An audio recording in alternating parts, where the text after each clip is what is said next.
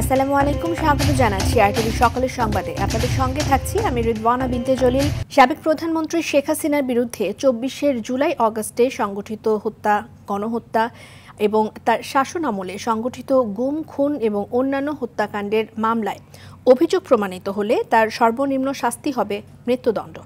এমনটাই জানিয়েছেন আন্তর্জাতিক অপরাধ ট্রাইব্যুনালের প্রসিকিউটর। অন্য আইনজীবীরাও জানান, অপরাধের মানদণ্ডে মৃত্যুদণ্ড এড়াতে পারবেন না শেখ হাসিনা। জিএ মাহমুদের রিপোর্ট। সরকারি চাকরিতে কোটা সংস্কারের দাবিতে ছাত্রদের আন্দোলন, পরে রূপ নেয় ছাত্র জনতার গণ অভ্যুত্থানে। আন্দোলন দমনে পর্যায়ক্রমে কঠোর থেকে কঠোর হন পতিত প্রধানমন্ত্রী শেখ হাসিনা, দেন গণহত্যার নির্দেশও।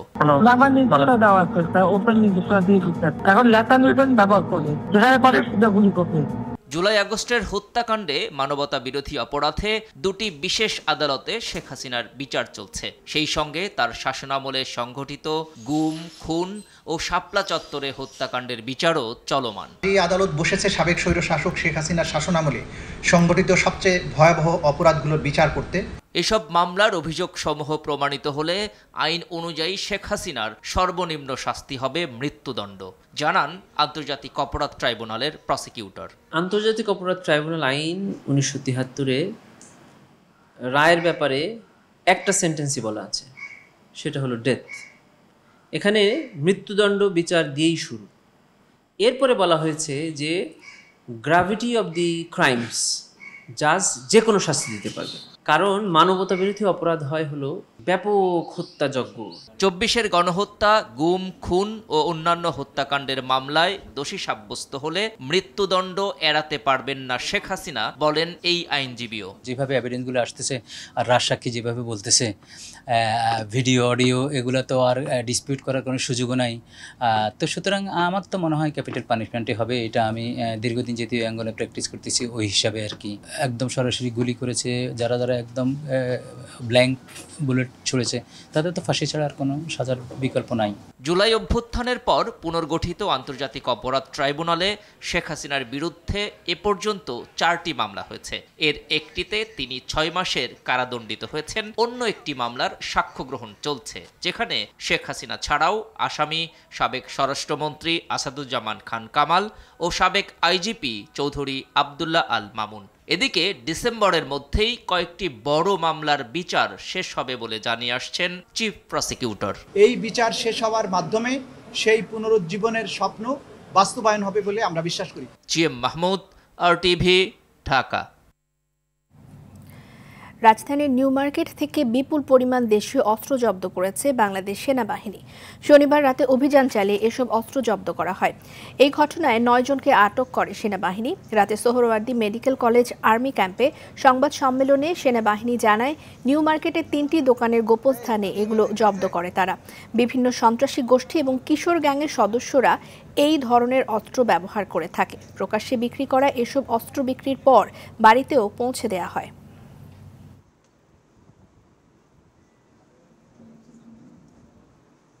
আমরা খবর পেয়েছি যে এই আইটেমগুলো সন্ত্রাসীদেরকে কোনো একটা জায়গা থেকে সাপ্লাই দেওয়া হচ্ছে এবং গোপনে বিক্রি করা হচ্ছে, এবং কিছু কিছু সময় তাদেরকে ভাড়াও দেওয়া হচ্ছে, এবং কিছু কিছু সময় ফ্রি ডেলিভারি দেওয়া হচ্ছে, হোম ডেলিভারি দেওয়া হচ্ছে। এছাড়াও বিভিন্ন মিডিয়ার মাধ্যমে আমরা জানতে পেরেছি যে ঢাকার কোনো একটা স্থান থেকে এই আইটেমগুলো সন্ত্রাসীদের হাতে দেওয়া হয়, এবং আমাদের কাছে গ্রেপ্তারকৃত বিভিন্ন সন্ত্রাসীরা আমাদের কাছে স্বীকার করে যে তারা এই একটা স্থান থেকে এই ধারালো অস্ত্রগুলো, এই সামুরাইগুলো তারা সাপ্লাই পাচ্ছে। অতঃপর আমরা আমাদের গোয়েন্দা কার্যক্রম শুরু করি। গাজীপুরের কালিয়াকৈরে বৈষম্য বিরোধী ছাত্র জনতার আন্দোলনে মিছিলে অংশ নেওয়া ছেলে আরাফাতকে খুঁজতে গিয়ে পায়ে গুলি লাগে বাবা আলী ফকিরের। চিকিৎসা খরচ চালাতে না পেরে পা হারাতে বসেছেন তিনি। উন্নত চিকিৎসার মাধ্যমে সুস্থ স্বাভাবিক জীবনে ফিরতে সরকারি সহযোগিতা চায় তার পরিবার। কালিয়াকৈর থেকে কামাল হোসেন বিপ্লবের পাঠানো তথ্যচিত্রে আরও জানাচ্ছেন আব্দুল হামিদ। গেল বছরের 5 আগস্ট স্বৈরাচার হাসিনা পদত্যাগের এক দফা দাবিতে সারা দেশের মতো উত্তপ্ত ছিল গাজীপুর। আন্দোলন ছড়িয়ে পড়ে জেলার বিভিন্ন স্থানে। প্রতিদিনের মতো রিকশা নিয়ে বের হন কালিয়াকৈরের বাসিন্দা আলী ফকির। বাসায় ফিরে জানতে পারেন শফিপুর এলাকায় মিছিলে যোগ দিয়েছে ছেলে আরাফাত। তাকে খুঁজতে আনসার একাডেমির সামনে গেলে পায়ে গুলি লাগে আলী ফকিরের। গত 1 বছর ধরে অসহনীয় যন্ত্রণা আর অভাব অনটনে দিন কাটছে তার। এখনো 300-র উপরে বুলেট এখনো আছে। সরকার আমাকে দেখতো, উন্নত চিকিৎসা করতো, তাহলে হয়তো আমি ভালোভাবে চলতে পারতাম, আমার সংখ্যাটা ভালো চলতো। আমি এখন খুব কষ্ট চালাইতেছি। সরকারের কাছে আবেদন করি, সরকার জানি আর একটু দেখে, আমরা জানি সুস্থভাবে বাঁচতে পারি, ছেলে মেয়ে নিয়ে থাকতে পারি ভালো। প্রয়োজনীয় সহযোগিতা করে পরিবারটির পাশে থাকার অনুরোধ জানিয়েছেন এলাকাবাসী। ওনার অনেক গুলি লাগছে, পাও ধরেন পুঙ্গ গেছে, এখন সংসারে খুব অভাব, মনে করেন সংসার চালাতে খুবই কষ্ট হয়। তার এখনো চিকিৎসার প্রয়োজন আছে, পঙ্গুতেও চিকিৎসা হয়েছে, তার আর্থিক সংকট আছে। আমরা চাই সে ভালো সুস্থ হোক। তখন হয়তো এখন পঙ্গু আছে, সরকার থেকে যদি এখন কিছু সাহায্য করতে পারে তাহলে ভালো হতো। তার উন্নত চিকিৎসার বিষয়ে প্রয়োজনীয় ব্যবস্থা নেওয়ার কথা জানান উপজেলা নির্বাহী কর্মকর্তা। টাইম টু টাইম গভর্নমেন্ট আহতদের জন্য যে ধরনের ফেসিলিটিসগুলো দিচ্ছে, আর্থিক অনুদান সহ, সেটা তারা সময় মতো পেয়ে যাচ্ছে। এগুলো আমাদের সবসময় তাদের প্রতি এই নজরটা প্রশাসনের পক্ষ থেকে আছে। তারপরে যদি কেউ কোনো কিছু এরকম বঞ্চিত থাকে আমাদের নজরে আনবেন। সুচিকিৎসার অভাবে পঙ্গুত্ব বরণ করতে চান না আলী ফকির। সরকার চাইলে সম্পূর্ণ সুস্থ অসম্ভব বলে জানান তিনি। আব্দুল হামিদ, RTV। 2 বছরের হংকং চুক্তির মেয়াদ শেষে গ্রিন ইয়ার্ড সনদ পেয়েছে দেশের মাত্র 14টি জাহাজ ভাঙা কারখানা। অধিকাংশই পায়নি ছাড়পত্র, ফলে নতুন করে জাহাজ আনতে বা কাটতে পারছে না এসব কারখানা। তবে কর্তৃপক্ষ বলছে নভেম্বরে IMOর সভায় 6 মাস সময় চাওয়ার পরিকল্পনার কথা। চট্টগ্রাম থেকে সাইফুল মাহমুদের পাঠানো তথ্যচিত্র আরও জানাচ্ছেন সাকিব আল হাসান। জাহাজ পুনঃপ্রক্রিয়াজাতকরণ শিল্পে আন্তর্জাতিক মান বজায় রাখতে 2023 সালের 26 জুন হংকং কনভেনশনে স্বাক্ষর করে বাংলাদেশ। চুক্তি অনুযায়ী 2025 সালের 26 জুনের মধ্যে দেশের জাহাজ ভাঙা কারখানাগুলো সবুজায়ন করার কথা থাকলেও 2 বছরে সবুজায়ন হয়েছে কেবল 14টি কারখানা। দেশের নির্মাণ খাতের ইস্পাত চাহিদার প্রায় 60% পূরণ হয় এই শিল্প থেকে। এছাড়া পুরনো জাহাজের যন্ত্রাংশ, মোটর, জেনারেটর এবং লুব্রিকেটিং তেলসহ নানা ধরনের সামগ্রী স্বল্প মূল্যে দেশের অভ্যন্তরীণ বাজারে ব্যবহৃত হয়, যা উৎপাদন খরচ কমার পাশাপাশি টেকসই অর্থনীতির ভিত্তি গড়ে তোলে। কিন্তু চুক্তির মেয়াদ শেষ হওয়ায় নতুন করে জাহাজ কাটা বা সংস্কার করতে পারছে না ছাড়পত্র না পাওয়া এসব কারখানা। রিকোয়ারমেন্টগুলো আমরা ফুলফিল করতে পারছি না, যার কারণে প্রায় 3 থেকে 3 ভাগের 2 ভাগ ইন্ডাস্ট্রি আমরা এখনো পর্যন্ত গ্রিনের পথে যেতে পারছি না। হংকং কনভেনশন অনুযায়ী পুরোপুরি গ্রিন ইয়ার্ডে রূপান্তরিত করতে না পারলে ব্যবসা ছেড়ে দেওয়ারও হুঁশিয়ারি দেন নৌ উপদেষ্টা M সাখাওয়াত হোসেন। একটাই বলবো, যারা গ্রিন ইয়ার্ড হতে পারবেন না, আনফরচুনেটলি তাদেরকে এই ব্যবসা থেকে গুটিয়ে নিয়ে যেতে হবে। আগামী নভেম্বরে IMOর সভায় 6 মাস সময় চাওয়ার পরিকল্পনা রয়েছে বলে জানান এই কর্মকর্তা। এটা নিয়ে অত IMOর সাথে আমাদের একটা নেগোসিয়েশন করতে হবে। আশা করি যে আমি চলে যাওয়ার পর আমাদের শিল্প মন্ত্রণালয় থেকে তো রিকোয়েস্ট করে একটা ডেলিগেশন পাঠাবো, তারা যাতে এই বিষয়টি অ্যাড্রেস করতে পারে। বিশ্বের প্রায় 92% জাহাজ ভাঙা কার্যক্রম সম্পন্ন হয় বাংলাদেশ, ভারত, পাকিস্তান ও তুরস্কের জাহাজ ভাঙা কারখানাগুলোতে। সাকিব আল হাসান, RTV। ব্রাজিল থেকে 4 বন্দর ঘুরে চট্টগ্রাম বন্দরে আসা এক কন্টেইনারে তেজস্ক্রিয়তা পাওয়া গেছে। কন্টেইনারটিতে রয়েছে পুরনো লোহার টুকরা। মেগাপোর্ট ইনিশিয়েটিভ রেডিয়েশন ডিটেকটিভ সিস্টেমে এটি শনাক্ত হয়। শনাক্তকরণ যন্ত্রের প্রাথমিক এবং দ্বিতীয় পর্যায়ের পরীক্ষায় কন্টেইনারের ভেতরে 3টি রেডিও নিউক্লিয়াইড আইসোটোপের সন্ধান পাওয়া গেছে। এই 3টি হল থোরিয়াম 232, রেডিয়াম 226 এবং ইরিডিয়াম 192। শনাক্তকরণের পরেই কন্টেইনারটিকে আলাদা করে রেখেছে কাস্টমস কর্তৃপক্ষ। এর আগে বন্দরের GCB টার্মিনালে জাহাজ থেকে কন্টেইনারটি বন্দরে নামানো হয়। খালাস নেওয়ার সময়ে মেগাপোর্টের যন্ত্রে তেজস্ক্রিয়তা থাকার সংকেত বেজে ওঠে।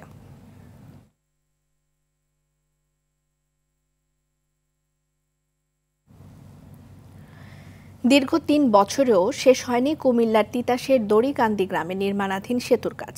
এতে তীব্র ভোগান্তিতে পড়েছেন এই অঞ্চলের মানুষ। সেতুটি চালু না হওয়ায় প্রতিনিয়ত চিকিৎসা, শিক্ষা সহ গুরুত্বপূর্ণ সেবা থেকে বঞ্চিত হচ্ছেন এ অঞ্চলের 20,000 মানুষ। প্রভাব পড়ছে ব্যবসা বাণিজ্যেও। দ্রুত সেতুটি দৃশ্যমান দেখতে চান ভুক্তভোগীরা। কুমিল্লার তিতাসের সংবাদদাতার পাঠানো তথ্যচিত্রে আরও জানাচ্ছেন আলওয়ান খান।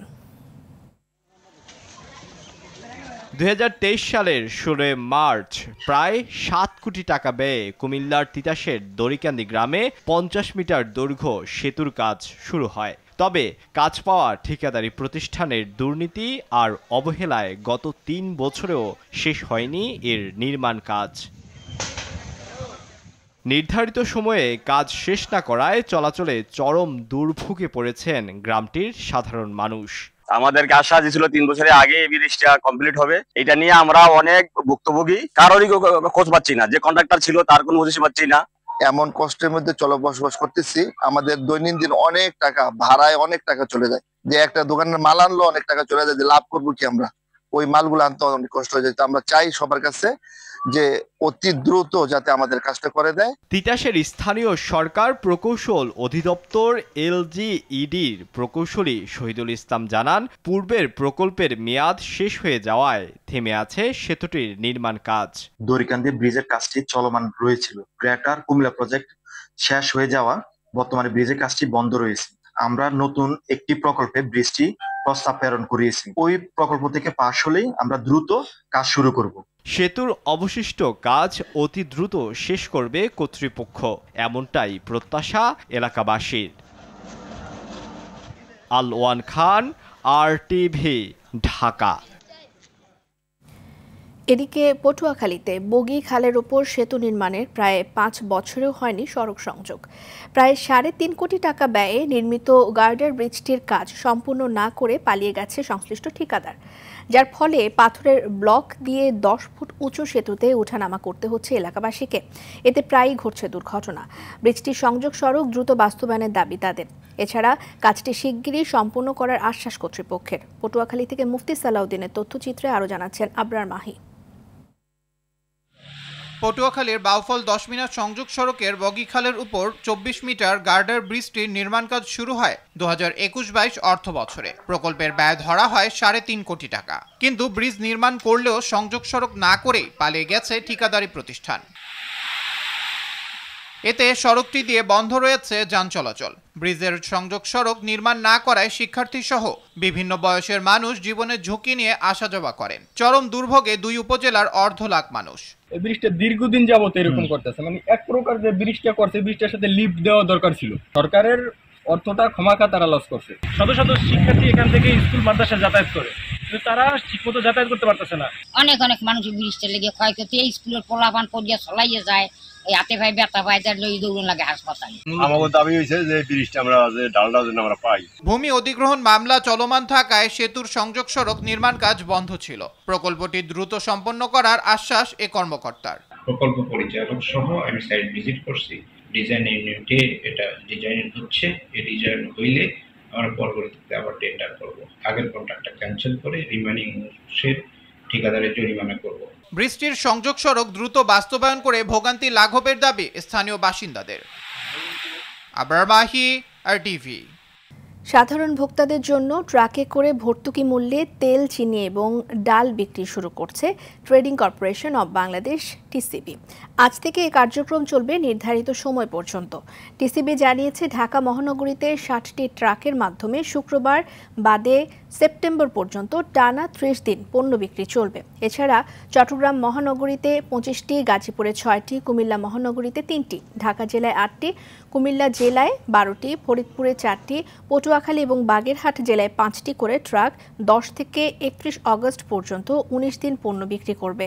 প্রতি ট্রাকে প্রতিদিন 500 জন সাধারণ ভোক্তা পণ্য কিনতে পারবেন। এছাড়া স্মার্ট ফ্যামিলি কার্ডধারীদের জন্য নিয়মিত পণ্য বিক্রি কার্যক্রম চলমান রয়েছে।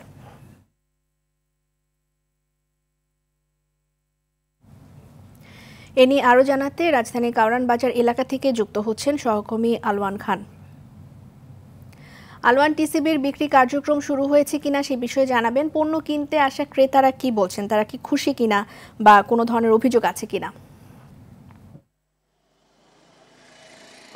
রেদওয়ানা, বর্তমানে আমরা অবস্থান করছি TCBর যে ভবন, এই ভবনের সামনে। এখন পর্যন্ত আসলে বিক্রি কার্যক্রম শুরু হয়নি। দুপুর 12টা থেকে কার্যক্রম শুরু হবে এমনটা আমরা জানতে পেরেছি। আজকে থেকে কার্যক্রম শুরু হবে এবং আগামী সেপ্টেম্বরের 13 তারিখ পর্যন্ত প্রায় হচ্ছে 33 দিন এই কার্যক্রম চলবে। গতকালকেই কিন্তু টিসিবির যে উপমহাপরিচালক মোহাম্মদ শাহাদাত হোসেন উনি কিন্তু এক স্বাক্ষরিত এক সংবাদ বিজ্ঞপ্তিতে কিন্তু এমনটা জানিয়েছে। আর ঢাকাতে আজকে থেকে যে কার্যক্রম শুরু হবে সেই কার্যক্রমের ভিতরে প্রায় 60টি ভ্রাম্যমাণ ট্রাকের মাধ্যমে এই কার্যক্রম চলবে এবং হচ্ছে 500 পরিবারকে তারা সাধারণ পরিবারকে তারা সাশ্রয়ী মূল্যে পণ্য সরবরাহ করতে পারবে আজকের ভিতরে। আর চট্টগ্রাম মহানগরীতে 25টি এবং গাজীপুরে 6টি, কুমিল্লাতে 3টি, ঢাকা জেলার আশেপাশে যে জেলাতে অবস্থান সেখানে 8টি ট্রাক এবং কুমিল্লা জেলায় আরও 12টি ট্রাক, ফরিদপুরে 4টি, পটুয়াখালীতে 5টি ভ্রাম্যমাণ ট্রাকে কিন্তু এই কার্যক্রম চলমান থাকবে এবং শুরু থাকবে। এবং আমরা টিসিবির যে পণ্য সে পণ্যের ভিতরে কিন্তু চিনি, তেল এবং মসুর ডাল, চাল কিন্তু আছে এবং সাশ্রয়ী মূল্যে কিন্তু ক্রেতারা এই পণ্য পাবেন। যেমন ভোজ্য তেল যা হচ্ছে 2 লিটারের যে বোতল সে বোতল হচ্ছে 230 টাকার ভিতরে পাবেন এবং চিনি হচ্ছে 80 টাকার ভিতর পাবেন। মসুর ডাল 2 কেজি পাচ্ছেন 130 টাকায়। রিদওয়ানা, টিসিবির পণ্যের সর্বশেষ আপডেট হচ্ছে টিসিবির ভবনের সামনে থেকে আমরা এতটুকুই জানতে পেরেছি। আগামীতে হচ্ছে দুপুরের ভিতরে টিসিবির যে কার্যক্রম সে কার্যক্রম আমরা পর্যায়ক্রমে 12টায় কার্যক্রম শুরু হলে আমরা হয়তো আপনার কাছ থেকে জানতে পারবো ক্রেতাদের প্রতিক্রিয়া। ধন্যবাদ আপনাকে আলমান। আইডিএলসি পরিবর্তনের পথে বাংলাদেশ। বাংলাদেশের বাজারে আবারও স্বর্ণের দাম কমেছে। বাংলাদেশ জুয়েলার্স অ্যাসোসিয়েশন বাজস জানায় 22 ক্যারেটের 1 ভরি স্বর্ণের দাম 1574 টাকা কমিয়ে 1,71,601 টাকা নির্ধারণ করা হয়েছে। নতুন দাম 7 অগস্ট থেকে কার্যকর হবে।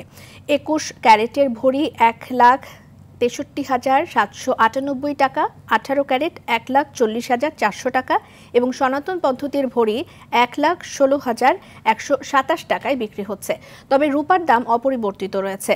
চলতি বছরে 45 বার স্বর্ণের দাম সমন্বয় করা হয়েছে, যার মধ্যে 29 বার বাড়ানো এবং 16 বার কমানো হয়েছে।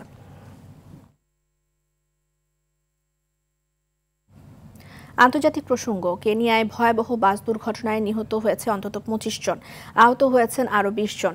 এর মধ্যে বেশ কয়েকজনের অবস্থা আশঙ্কাজনক। শুক্রবার এক অন্ত্যেষ্টিক্রিয়া থেকে ফেরার পথে দেশটির পশ্চিমাঞ্চলে হতাহতের এই ঘটনাটি ঘটে।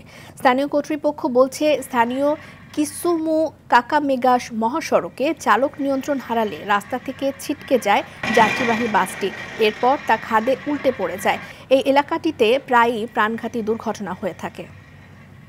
ফিলিস্তিনের অবরুদ্ধ গাজা উপত্যকায় অনাহার এবং অপুষ্টিতে মারা গেছে আরও 11 জন। গাজার স্বাস্থ্য মন্ত্রণালয় বলছে, এতে করে খাবারের অভাবে অবরুদ্ধ এই উপত্যকায় নিহত বেড়ে দাঁড়ালো 212 জনে। এদের মধ্যে 98 জনই শিশু। এছাড়া গেল 24 ঘন্টায় ইসরায়েলি সামরিক অভিযানে হতাহত হয়েছে আরও অন্তত 529 জন। এদিকে গাজা শহরের নিয়ন্ত্রণ নেয়ার পরিকল্পনা জানানোর পর শহরটি খালি করার জন্য 7 অক্টোবর পর্যন্ত সময়সীমা বেঁধে দিয়েছে ইসরায়েল। খেলার খবর। অনূর্ধ্ব 20 নারী এশিয়া কাপ ফুটবলের মূল পর্ব নিশ্চিতে আজ শক্তিশালী দক্ষিণ কোরিয়ার বিপক্ষে মাঠে নামবে বাংলাদেশ। লাওসের ভিয়েন্তিয়েনে ম্যাচটি শুরু হবে বাংলাদেশ সময় বিকেল 3টায়। শেষ ম্যাচে হার এড়িয়ে মূল আসরের টিকিট নিশ্চিত করতে চায় আফিদা সাগরিকারা। নাজমুল সাকিবের রিপোর্ট। অপ্রতিরোধ্য গতিতে এগিয়ে চলছে বাংলাদেশ অনূর্ধ্ব 20 নারী দল। স্বাগতিক লাওসের বিপক্ষে দাপুটে জয় নিয়ে নারী এশিয়া কাপের বাছাই পর্ব শুরু করে পিটার বাটলারের শিষ্যরা। বাঘিনীদের কাছে পাত্তা পায়নি শক্তিশালী তিমুর লেস্তেও। তাদের বিপক্ষে একচেটিয়া আধিপত্যে বড় জয় নিয়ে মাঠ ছাড়ে লাল সবুজের মেয়েরা। এশিয়া কাপের মূল আসরে পা রাখতে হলে এবার বাংলাদেশকে টপকাতে হবে দক্ষিণ কোরিয়া প্রাচীর। তবে শেষ ম্যাচের আগে রিফ্রেশমেন্টের জন্য অনুশীলনের চেয়ে রিকভারি সেশনেই মনোযোগী ছিল বাঘিনীরা। দুইটা ম্যাচে আলহামদুলিল্লাহ ভালো খেলে মাঠ থেকে ফিরে এসেছি। আর একটা ম্যাচ, দক্ষিণ কোরিয়া যদিও অনেক শক্তিশালী টিম, আশা করছি ভালো একটা ম্যাচ উপহার দিতে পারবো। গ্রুপ পর্বে টানা জয় নিয়ে শীর্ষে থাকা আফ্রিদাদের মিশন শেষ ম্যাচে হার এড়ানো। কাঙ্ক্ষিত জয় না আসলেও ড্রয়ের মাধ্যমে মূল আসরের টিকিট কাটতে পারবে বাংলার মেয়েরা। তবে হারলে অপেক্ষা করতে হবে অন্য গ্রুপের ফলাফলের উপর। নাজমুস সাকিব, RTV। বিপিএল এর গত আসরে পাওনা পরিশোধ না করা ফ্র্যাঞ্চাইজিগুলোর বিরুদ্ধে আইনি লড়াইয়ে যাবে বিসিবি। সেই সঙ্গে সরাসরি সাইনিং করা ক্রিকেটার এবং কোচিং স্টাফদের বকেয়া পরিশোধেরও সিদ্ধান্ত নিয়েছে বোর্ড। শনিবার বোর্ড সভায় এসব সিদ্ধান্ত হয়। অস্ট্রেলিয়ার মেলবোর্ন থেকে অনলাইনে যোগ দেন সভাপতি আমিনুল ইসলাম বুলবুল। বৈঠকে আগামী 2 বছরের জন্য হেড অফ টার্ফ ম্যানেজমেন্ট হিসেবে টনি হেমিংকে নিয়োগের সিদ্ধান্ত হয়। এছাড়া অ্যান্টি করাপশন ইউনিটকে আরও উন্নত করতে অ্যালেক্স মার্শকে কনসালটেন্ট হিসেবে নিয়োগ দেওয়া হয়েছে। বিলুপ্ত করা হয় 7 বিভাগের আঞ্চলিক কমিটি। পরে সংবাদ সম্মেলনে আরও জানানো হয় NCL এর 4 দিনের টুর্নামেন্ট ময়মনসিংহ বিভাগে আয়োজন করা হবে। সকালের সংবাদ এ পর্যন্তই। মধ্যাহ্নের সংবাদ দুপুর 12টায় দেখার আমন্ত্রণ রইল। ধন্যবাদ সবাইকে।